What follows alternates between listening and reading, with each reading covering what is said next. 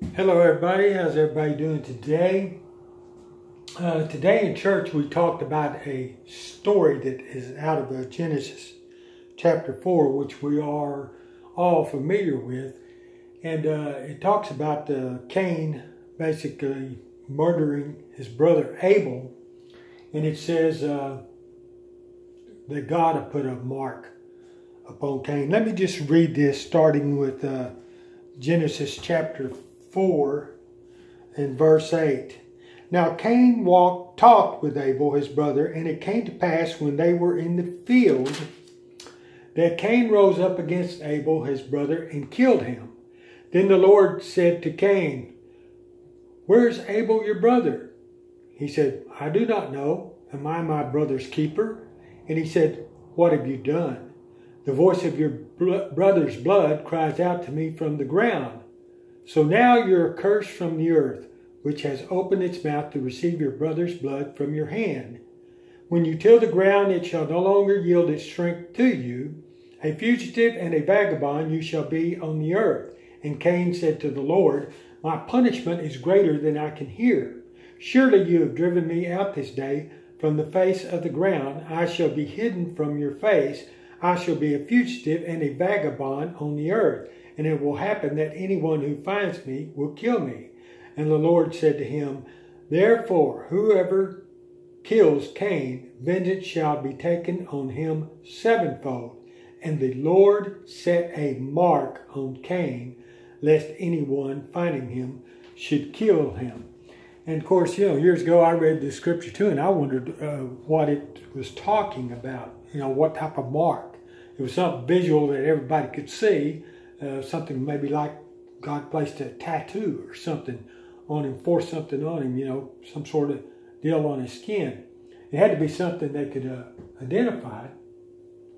So when I started studying both Paleo-Hebrew and Paleo-Chinese, I learned that under the Paleo-Hebrew, the letter Ta, which is the last letter, pictographic, hieroglyphic letter in the Paleo-Hebrew letter, was shaped like a cross, and sometimes it was shaped like a X. But it still means Ta, and it became the Greek letter Ta, which is shaped more like our capital T.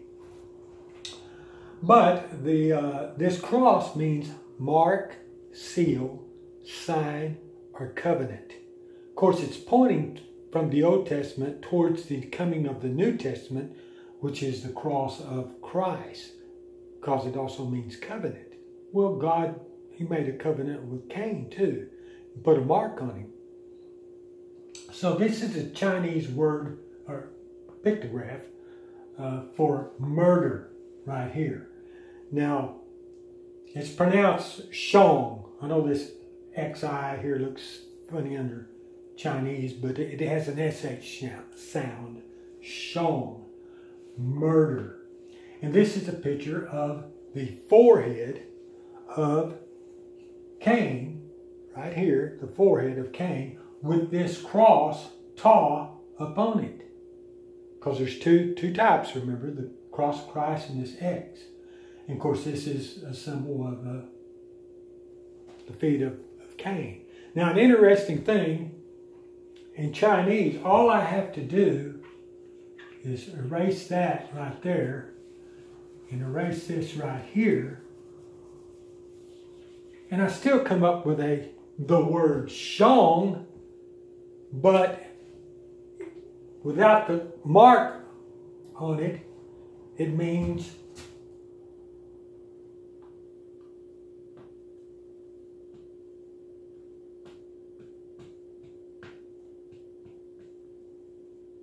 brother.